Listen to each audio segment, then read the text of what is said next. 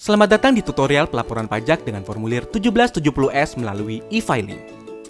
Tutorial ini berlaku untuk Anda yang merupakan karyawan berpenghasilan di atas 60 juta per tahun.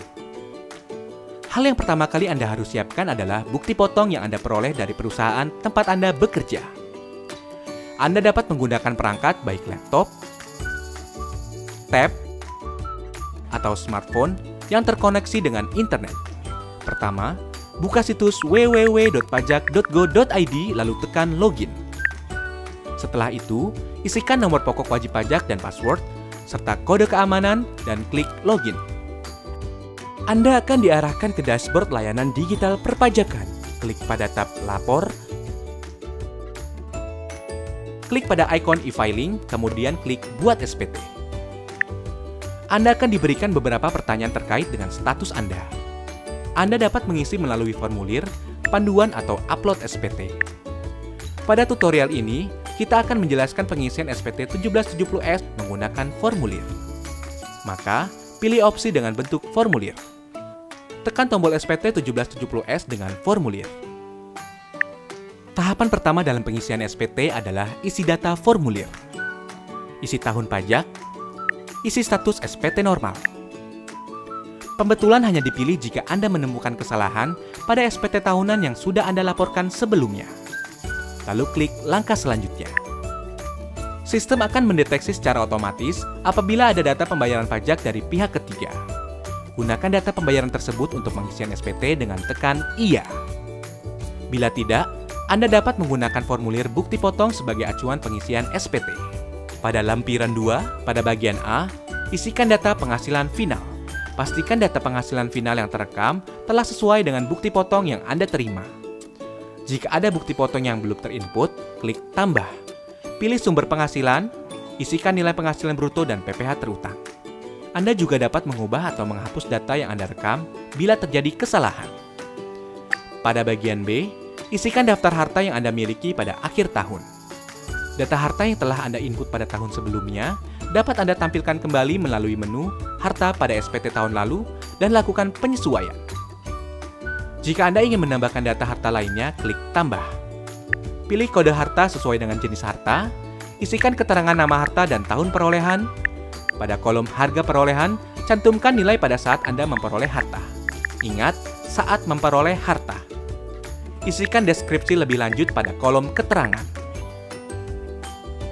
Pada bagian C, isikan daftar utang pada akhir tahun. Data utang yang telah Anda input pada tahun sebelumnya dapat Anda tampilkan kembali melalui menu utang pada SPT tahun lalu dan lakukan penyesuaian. Jika Anda ingin menambahkan data utang lainnya, klik Tambah.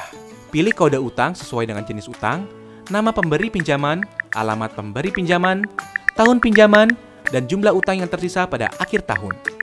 Klik Lanjut.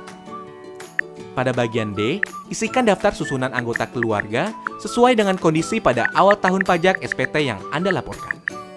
Klik langkah berikutnya. Pada lampiran 1, bagian A, isikan penghasilan bersih yang diperoleh dari dalam negeri yang bukan final antara lain bunga, royalti, sewa, penghargaan dan hadiah, keuntungan dari penjualan atau pengalihan harta, penghasilan lainnya. Pada bagian B, isikan penghasilan yang tidak termasuk objek pajak sesuai dengan pasal 4 ayat 3 Undang-Undang Pajak Penghasilan. Pada bagian C, isikan daftar pemotongan atau pemungutan pajak dari bukti potong yang telah Anda terima. Isikan jenis pajak, NPWP pemotong pajak yang valid, nomor bukti pemotongan atau pemungutan, tanggal bukti pemotongan atau pemungutan, dan jumlah PPh yang dipotong atau dipungut. Klik langkah berikutnya.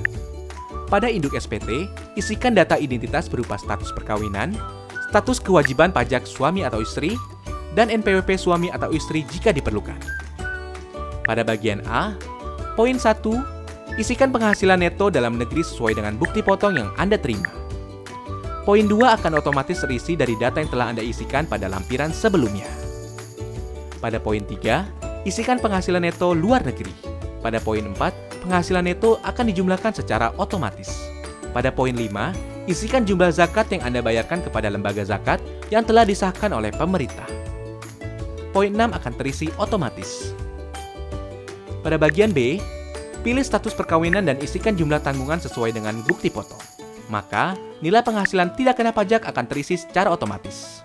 Bagian C hanya perlu diperhatikan bagi Anda yang memperoleh penghasilan dari luar negeri, dengan cara membaca ketentuan yang tertera pada petunjuk bagian C10.